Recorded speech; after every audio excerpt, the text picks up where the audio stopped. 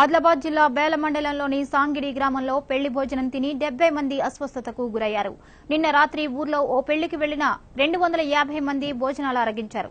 ఆహారం తిన్నవారిలో 70 మందికి అర్ధరాత్రి నుంచి వాంతులు విరేచనాలు అవడంతో హుటాహుటిన రిమ్స్ ఆసుపత్రికి తరలించారు.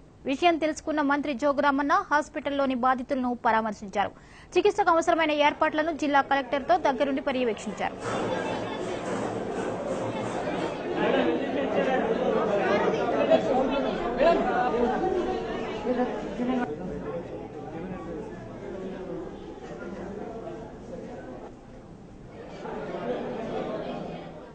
వాంతులు అవుతున్నాయి అన్నట్టు మోషన్స్ రాకుండా మోషన్స్ అవుతుందని చెప్పి కొంచెం డాక్టర్ దగ్గరికి వెళ్తే మరి డాక్టర్ని కూడా అప్పటికప్పుడే ఆ గ్రామానికి మరి పంపించడం జరిగింది.